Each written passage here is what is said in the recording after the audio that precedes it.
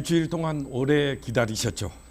오늘 자산관리 토크 분야에는 아주 특별한 분을 오늘 모시게 됐습니다. 21세기에서 가장 발전이 되지만 비중을 더 가는 그런 분야이기 때문에 상당히 관심 있는 분야라고 생각을 합니다. 오늘 초대하신 분은 주제가 지구, 에너지 그리고 기후 변화에 대한 주제를 가지고 나오신 분인데요. 우리 오늘 나오신 분은 굉장히 한국에서 두루두루 많은 경험을 토대로 해서 이렇게 모시게 됐습니다. 우리 이희범 전 산업부 장관님은 서울대학교를 나와서 행정고시 12에 합격을 하셔가지고 평창올림픽 위원장, 그리고 한국무역협회 회장, 그리고 서울대 총동창 회장님을 거쳐 지금 현재 세종동 국정포럼 상임 고문님으로 이렇게 계십니다. 자, 오늘 이 주제에 대해서 풀어주실 우리 이희범 전 장관님을 소개하겠습니다. 장관님 안녕하세요. 예, 안녕하세요. 예. 장관님 오늘 주제가 4차 혁명 시대에서 가장 근접하고 내용이 아주 굉장히 이렇게 뛸래야 뛸 수 없는 분야라고 생각하는데 지구, 에너지 그리고 기후 변화에 대한 내용이거든요. 근데 사실은 저희 나라가 278불에서 시작을 해서 산업이 발달돼 가지고 지금 현재는 3만 불 시대로 오고 있죠. 그래서 오늘 주제 내용이 굉장히 중요하다고 생각이 됩니다. 그래서 오늘 주제에 대한 요지를 좀 간략하게 얘기해 주시면 좋겠습니다. 우선 미래국정 최고 경영자 과정 여러분 안녕하십니까? 지금 소개받은 이희범입니다. 지금 7월 초입인데 벌써 여러분들 굉장히 덥죠? 날씨가 낮 온도가 30도를 넘어서고 있고 우리가 언제부터 열대에 들어와 있는지 낮에 스콜 같은 비도 내리고 기후 변화를 느낍니다.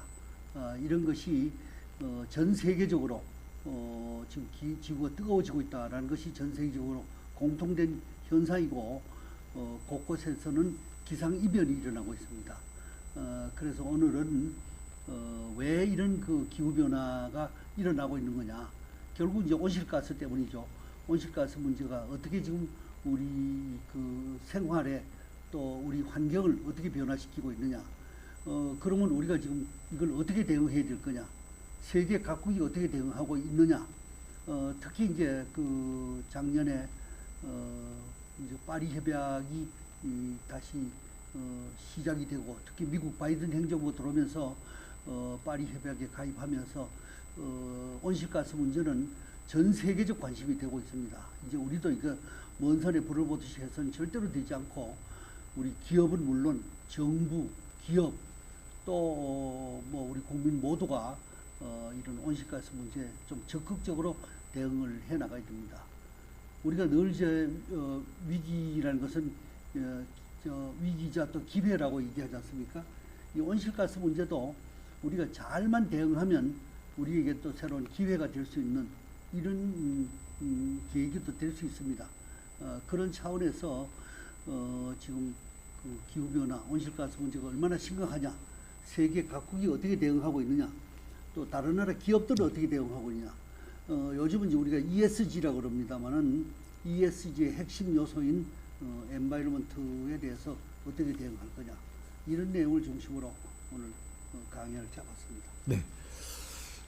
장관님 제가 이 이력 내용을 보니까요. 사실은 대한민국에서 정말 큰 굵직굵직한 분야 쪽으로 범위를 두고 이렇게 실무 경험을 많이 쌓아 오셨더라고요. 그리고 국내뿐만 아니고 미국, 해외까지 두루두루 많은 정보를 축적해 가지고 실무적으로 많은 연계를 시켰는데요. 그리고 특히 우리나라가 지금 석유 한 방울 나오지 않는 나라인데 산업부 장관님으로서 수장으로서 정말 큰 역할을 해 오신 것 같아요. 그래서 제가 이제 몇 가지 질문을 해야 될 것 같습니다. 예. 자, 그러면 우리가 이제 석유 한 방울 나오지 않는 나라에서 우리가 발상의 전환을 좀 이렇게 해볼 필요가 있습니다. 예. 예, 그래서 석유 그리고 석탄. 예. 근데 이 내용으로 인해서 산업의 발전을 이제 이끌어 왔는데 우리가 이제 19세기에 한번 그 짚어볼 필요가 있을 것 같아요. 예, 19세기에 보면은 이제 그 전에 석유가 발견될 것은 1950년대로 이렇게 거슬러 올라간 것 같아요. 예. 근데 19세기에서부터 본격적으로 석유가 이제 개발이 되면서 이렇게 이어왔는데요. 예, 19세기의 어떤 그 뿌리가 어떻게 전개되어 왔는지 예. 한번 얘기를 좀 부탁드리겠습니다. 뭐 우리가 저 일상생활에서 에너지라는 것은 뭐 우리로서는 뗄래야 뗄 수 없는 이런 요소죠. 예. 근데 지금 말씀하시다시피 우리가 쓰고 있는 에너지, 예. 석탄이나 석유나 가스나 이런 에너지는 우리가 97%를 해외 의존을 하고 있습니다. 예. 그러니까 중동의 뭐 석유값이 한번 변하면 우리에게는 뭐 경제가 좀 완전 춤을 추는 예. 이런 좀 수입 의존도가 굉장히 높은 예, 것이 예, 예. 우리나라 현실이죠. 예. 이 지금까지 이제 세계 에너지는 주로 석탄에 많이 의존을 해왔습니다만은 1차 대전에서 이제 그 소위 이제 영국의 수상을 지낸 윈스턴 처칠이 영국 해군 장관을 하면서 예. 영국 군대에서 이제 해군 함정을 예. 석탄에서 석유로 바꾸면서 사실 전쟁의 개념도 바뀌게 됐고 예. 특히 이제 석유라는 것이 우리 생활에 굉장히 중요한 에너지 자원이 되어 왔죠. 예. 이것이 1950년 1차 대전을 거쳐서 2차 대전이 오면서 석유가 우리의 이제 필수품이 되어 왔습니다. 예. 석유를 위해서 소위 그 이후의 전쟁도 중동 전쟁, 70년대 1차 오일 쇼크, 2차 예. 오일 쇼크가 전부가 석유를 위한 이런 그 소위 일종의 세계 경제 전쟁이었죠. 예. 그 정도로 석유 의존도, 석유는 누가 해결을 잡느냐 가지고 예. 그것이 국력이 되고 뭐 이래 왔습니다. 예. 그런 이제 석유, 석탄이 최근은 이제 온실가스 발생의 주범이 되면서 예. 요즘은 이제 신재생 에너지라고 해서 예. 태양광, 풍력, 예컨대 폐가스를 포함해서 예. 폐연을 포함해서 신재생 에너지들이 소위 새로운 에너지원으로 예. 들어오고 있죠. 예. 요즘은 이제 누가 신재생 에너지의 주인공이 되느냐 예. 하는 것이 새로운 화두가 되고 있습니다. 예. 그래서 에너지에 대한 개념이 급변한 시대에 또 이것이 기후변화라는 이름으로 세계 각국이 예. 새로운 패러다임을 이제 도입하고 있는 시점에 우리가 에너지에 대한 개념 예. 확실하게 이해하고 가는 것이 우리 경제인뿐만 아니라 예. 우리 국민 모두가 알아야 할 필요 요소다. 이런 예. 생각을 합니다. 예. 자, 오늘 주제 내용이 지구 에너지 그리고 기후 변화입니다. 우리나라는 말 그대로 97%가 석탄 그다음에 석유, 가스 이 97%가 수입에 의존하고 있는데요. 자, 지구 에너지에 그리고 기후 변화에 대해서 우리가 이제 글로벌적으로 사실은 우리가 이제 동참할 수 있는 여러 가지 이제 안들이 많이 나올 수가 있겠죠. 오늘 장관님이 얘기해 주신 내용들은 사실 우리가 미래에 대한 앞으로 미래 가치가 굉장히 많이 숨겨져 있는 것을 이제 우리가 채워가고 있거든요. 예. 그런데 지금 19세기에 이제 달려온 내용에 대해서 이제 말씀해 주셨는데요. 예. 자, 그러면은 거기서 이제 중요한 내용이 좀 볼 수가 있겠습니다. 예. 석유로 인해서 산업 발달이 많이 이루어지고 있고 지금 저희 나라는 사실은 공업의 초기라고 이렇게 얘기를 드릴 수가 있는데요. 예. 물론 이제 공업의 짧은 시기에 공업의 발달로 인해서 이렇게 초기라고 볼 수 있는데 그러면은 지구 온난화의 논쟁에 대해서 여러 가지 우리나라하고 글로벌적인 이 연계성하고 영향력이 어떻게 펼칠 수 있는지. 예. 예. 우리는 사실은 이제 1960년대 전까지만 해도 예. 우리가 6.25 전쟁으로 해서 거의 폐허가 되지 않았습니까? 예. 예. 60년대 경제개발 계획을 시작할 때만 해도 1인당 소득이 100불 미만이었지 않습니까? 예. 예.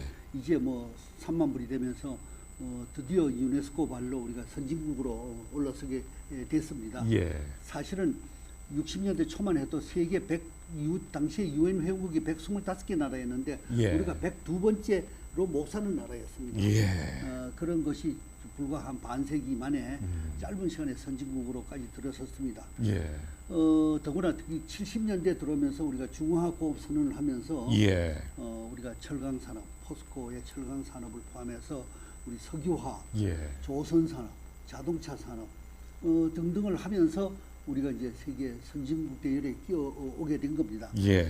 그런데 이런 그 중화학 산업을 일으키면서 우리가 예. 또 겪었던 것이 1973년도 1차 오일 쇼크를 겪었죠. 예. 또 1978년 9년에 2차 오일 쇼크를 겪었죠. 예. 1차, 2차 오일 쇼크를 겪으면서 당시에 기름값이 배럴당 3불 하던 것이 12불까지 올라갔고 예. 2차 오일 쇼크 때. 예. 2차 오일 쇼크 때는 12불 하던 것이 46불까지 올라갔고 예. 그러면서 한 배럴당 20불대에서 비교적 안정된 위치를 유지하고 있었습니다만 예. 이것이 2000년대 초가 되면서 배럴당 150불대까지 올라갔습니다. 예. 그러면서 뭐 기름 수입이 전체 수입의 거의 한 3분의 1을 훨씬 넘어서 예. 절반까지 차지하는 정말로 기름값이 올라감으로써 우리 경제가 인플레가 일어나고 무역 예. 적자가 일어나는 이런 요인이 되어 왔죠. 예. 또 세계적으로는 석유가 워낙 많이 쓰이면서 온실가스가 발생이 되면서 예. 온난화의 논쟁이 일게 되면서 1997년에 교토 협약이라는 것이 예. 체결된 겁니다. 예. 그때만 해도 우리는 교토 협약은 주로 선진국을 규제하는 것이었습니다. 예. 당시는 우리가 이제 선진국이 아니고 기후 변화에서는 우리가 개도국이다 그래가지고 예. 교토 협약에는 빠졌습니다. 예. 그러니까 사실은 온실가스 배출 규제를 의무적으로 하지 않아도 되는 예. 이런 이제 열애 국가가 있어서 우리는 비교적 걱정을 덜 할 수가 있었습니다. 예. 그런 것이 이제 2000년대 이후에 돌아가지고 이제 예. 소위 파리 협약이란 것이 예. 체결이 되면서 사실 파리 협약이 체결될 때만 해도 미국이 빠져 있었습니다. 예. 미국이 빠져 있으니까 세계 각국이 관심이 없었죠. 예. 그러다가 이제 바이든 행정부가 들어오면서 미국이 파리 협약에 다시 가입하게 되면서 예. 적어도 2030년까지는 온실가스를 지금보다 예. 약 한 37%에서 40%까지 줄인다. 예. 라고 각국이 선언하고 있고 우리나라도 지금 37%를 줄인다라고 발표를 이미 한 바가 있죠. 예. 이것이 다시 또 2050년이 되면 탄소 배출을 제로로 만들겠다. 예. 제로라는 걸 선언하고 있습니다. 예. 하면서 미국은 물론 세계 각국이 이산화탄소 배출을 어떻게 줄이냐 예. 하는 것이 굉장히 큰 화두가 되고 있고 우리로서는 정말 지상과제가처럼 되고 있습니다. 아, 그렇군요. 예. 장관님. 예. 제가 이제 오늘 정말 이 어려운 자리에 나오셔서 너무 감사한데요. 장관님은 지금 현재 공무원 생활을 하시면서 우리나라의 산업의 그 어떤 그 흐름도를 꿰뚫고 또 그 분야 쪽으로 달려오신 분이에요. 그리고 또 최종적으로는 산업부 장관님으로 2012년부터 이렇게 이어왔습니다. 예. 근데 제가 이제 말씀드리려고 하는 내용이 자, 그러면은 산업부에 근무를 하시면서 정말 이러이러한 면에서 정말 우리나라가 3만 불로 도약할 수 있는 어떤 발판의 기준이 됐다. 물론 이제 우리가 100불부터 시작을 해왔고 그래서 그런 어떤 사례적인 내용을 몇 가지만 좀 얘기해 주시면 좋겠습니다. 아까 제가 말씀드린 대로 우리가 1960년대까지만 해도 예. 세계에서 가장 못 사는 예. 1인당 소득이 100불 미만의 가장 못 사는 나라로 분류가 됐지 않습니까? 예. 그러던 것이 이제 경제개발 5개년 계획을 하면서 예. 또 73년에 중화공업 선언이라는 걸 하면서 포스코가 만들어지고 예. 현대조선소가 만들어지고 예. 현대자동차가 만들어지고 예. 하면서 우리 산업구조가 석유화학 단지가 만들어지면서 산업구조가 소위 정전까지 예. 경공업구조 예. 그래서 중화공업구조로 만들어졌죠. 예. 그러면서 산업이 이제 급격히 다양화되면서 예.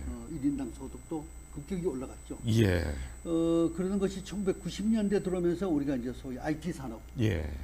반도체를 포함해 가지고 이제 IT 산업, 예. GV에 HDTV가 나오고 예. IT 산업이 되면서 우리 산업은 한층 더 업그레이드되는 예. 이런 단계에 들어왔죠. 예.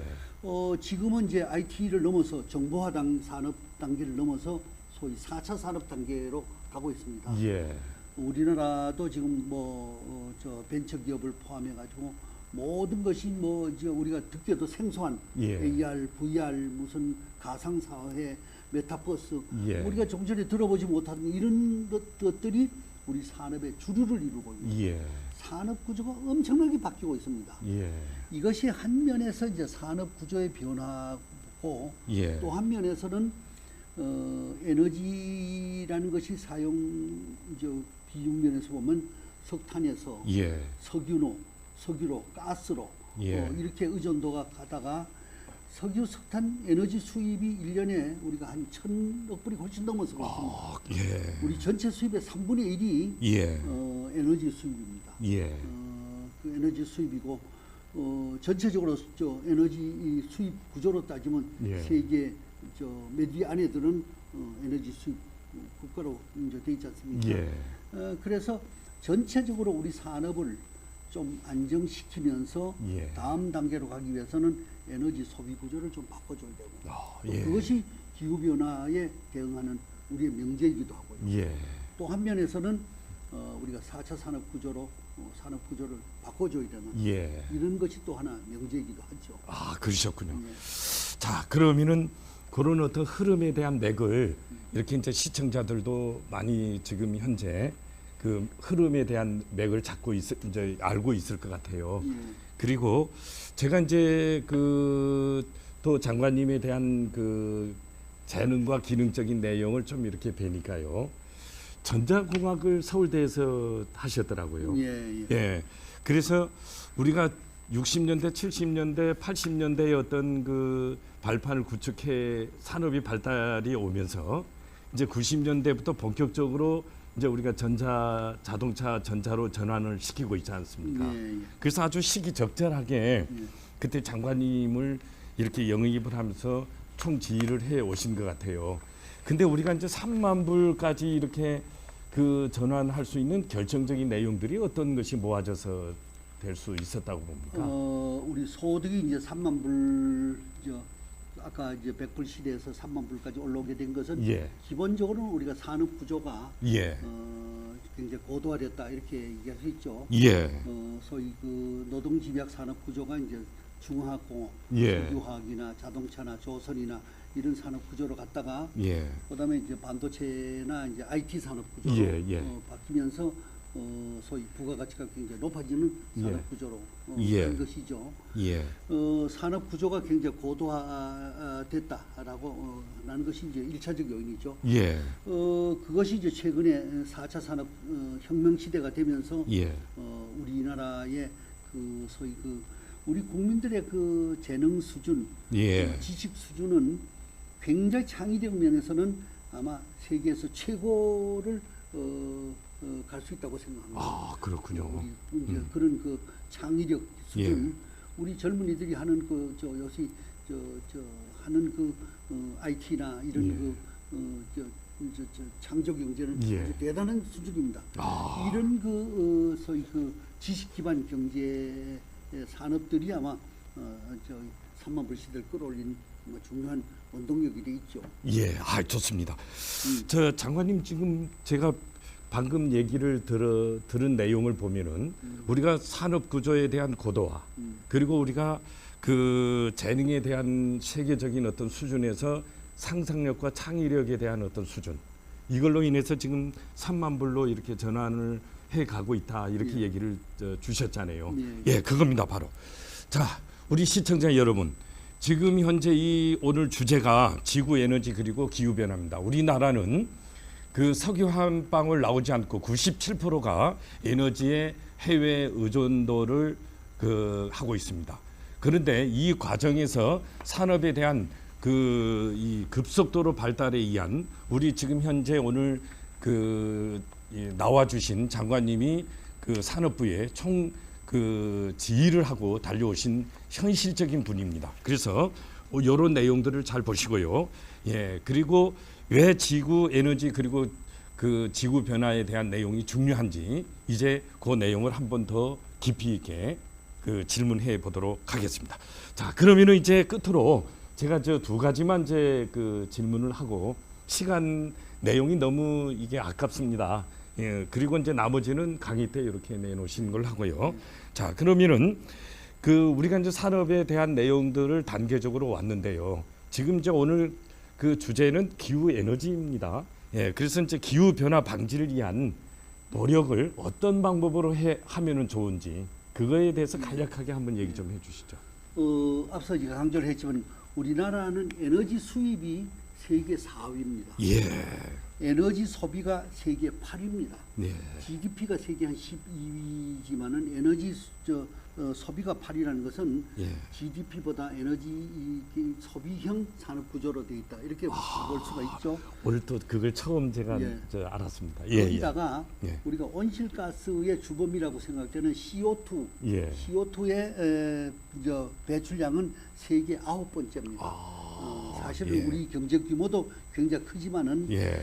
지구 차원에서 우리가 에너지 산업에 차지하는 위상이라든가 예. 또 온실가스에 차지하는 위상도 굉장히 높다. 어떻게 보면 우리 체격보다 더 높다라고 볼 수가 있습니다. 아, 그걸 저도 몰랐습니다. 현재 우리 예. 상태가 그런 상태고요. 예, 예. 또 하나 이제 주변 여건을 보면 아까 97년에 이제 교토 의정서가 나왔다고 그랬는데 예, 예. 교토 의정서는 선진국을 대상으로 한 겁니다. 아, 그렇군요. 선진국 38개 나라를 대상으로 한 겁니다만 예. 거기에 이제 미국이 빠지면서 37개 나라가 돼 있습니다. 예, 예. 주로 유럽 국가들이었습니다. 예. 한국은 빠져 있었습니다. 예. 그러니까 이걸 우리는 먼 산에 불 보듯이 할 수가 있었죠. 예. 그런데 이것이 2016년에 발효가 된 파리 의정서가 있습니다. 예. 파리 협약의 기후변화 온실가스 배출 저감에 관한 파리 협약은 이것은 선진국뿐만 아니라 개도국을 다 포함하는 예. 우리나라를 포함해서 미국을 포함해서 중국을 포함해서 인도를 포함해서 예. 모든 국가가 예외 없이 온실가스를 저감하도록 이렇게 지금 되어 있습니다. 아, 그러니까 그렇군요. 우리도 지금 어쩔 수 없이 거기에 포함을 해서 온실가스를 줄여야 되는 것이 명제입니다. 예. 그 파리 협약에 보면 2030년까지 지구 온도를 예. 지금 1.5도 C 이상 올라가는 그 수준에서 억제하자. 예. 다만 하면 2도 이상 올라가는 거를 1.5도 C 이상으로 억제하자. 그러기 위해서는 온실가스를 종전 대비해서 37% 이상을 저감하자. 예. 이라고 약속을 한 겁니다. 예. 유럽 같은 경우는 55%를 줄이자고 지금 발표를 했습니다. 예. 우리나라도 37%를 줄이겠다고 발표를 했고 아, 그랬군요. 이것은 선택이 아니고 이제 의무조항으로 되어 있는 겁니다. 예. 뿐만 아니라 파리 협약이 나오면서 세계 각국의 이제 기업 경영의 패러다임이 예. 요즘 이제 ESG라고 합니다. 예. ESG에는 이제 엔바이러먼트하고 예. 소셜 리스폰시빌리티, 예. 그다음에 거버넌스가 예. 이제 됩니다만은 환경에 대한 책임, 기업의 사회적 책임, 예. 또 기업의 지배 구조 이것이 이제 세 가지가 화두가 되는데 그 중에서 물론 제일 중요한 것이 엔바이러먼트 리스폰시빌리티죠. 예.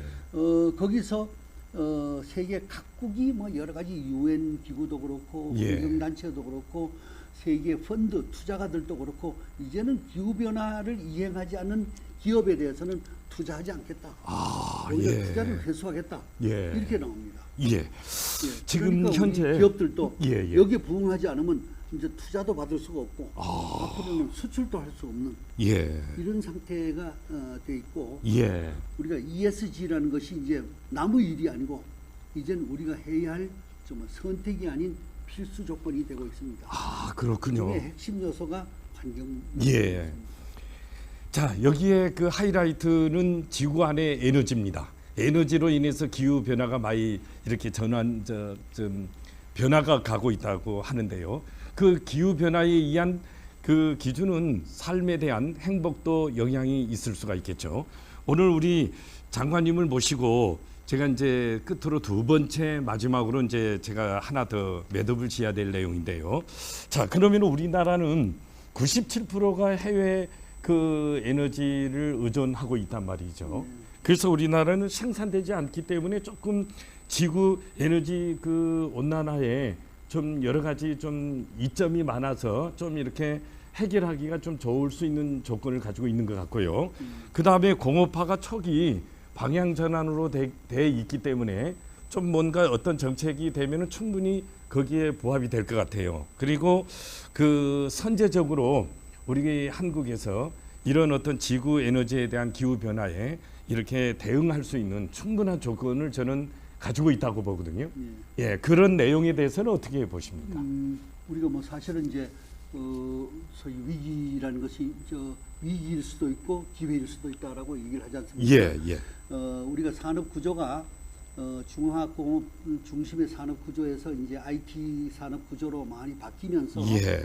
우리가 기회죠. 또 새로운 창업가들이 여러 가지 요즘은 이제 소위 그 에너지를 덜 쓰는 산업에 많이 투자를 하고 있지 않습니까? 예. 그게 이제 IT, 요즘 BT, 요즘 CT라고 그래서 컬처럴 테크놀로지라고 그러기도 하죠. 예, 그렇습니다. 문화산업, 예. 바이오 산업, 뭐 콘텐츠 산업, 예. 뭐 이런 산업으로 많이 다양화되면서 에너지를 덜 쓰는 구조로 가고 있는 건 사실입니다. 예. 그러나 또 한편에서 우리 전통 산업이 또 있거든요. 예. 전통 산업을 산업 구조를 또 바꿔줘야 되는 이런 문제가 있죠. 아, 그렇군요. 우리가 이제 정부에서도 신재생 에너지 3020이라는 것이 있습니다. 아, 예. 20이라는 정책이 있는데 예. 적어도 2030년까지는 신재생 에너지 비율을 한 20% 정도 높이겠다. 예. 그런데 현재 신재생 에너지 비율이 우리가 한 7%가 안 됩니다. 아, 그거를 그렇군요. 20%까지 높이겠다는 얘기는 결코 만만한 목표가 아닙니다. 만만한 예. 숫자가 아닙니다. 그러려면 우리 모두가 에너지에 대해서 정말로 아주 전 국민 전체가 관심을 가지고 지금부터 정말 2030년 예. 더 나아가서 2050년에 넷 제로라고 예. 그럽니다만 CO2 발생을 제로로 만들기 위해서는 지금부터 모두가 정말 뼈를 깎는 예. 이런 노력들이 해야 된다. 예. 이것이 오늘의 제가 발표한 결론이 되겠습니다. 아, 그렇군요. 자, 시청자 여러분, 우리 이희범 장관님은 통섭적인 사회, 경제, 문화 그리고 공업적인 분야까지 두루두루 실제로 재능과 기술을 축적해서 대한민국의 산업 발전에 이름을 이렇게 기여를 해서 달려오셨습니다. 그런데 자산관리 토크에서는 이렇게 보이지 않는 끊임없는 무형의 재산 그리고 미래에 대한 가치를 불어넣기 위해서 이렇게 소중하신 분을 또 실물을 통해서 이렇게 생생하게 안내를 드렸습니다. 자, 오늘 주제는 지구 에너지 그리고 기후 변화. 예, 이 내용이 흐름도와 방향 그리고 어떤 어떻게 가야 될 미래에 대해서 충분히 좀 이렇게 논의가 된 내용들이라고 생각하고요. 예, 장관님. 그럼 앞으로도 기회가 되시면 한번 2부 순서에 이렇게 오시면 좋겠고요. 오늘 좋은 메시지 그리고 모르는 내용들을 듬뿍 담아서 이렇게 내놓으신 것에 대해서 정말 감사하게 생각합니다. 오늘 고생하셨습니다. 수고했습니다.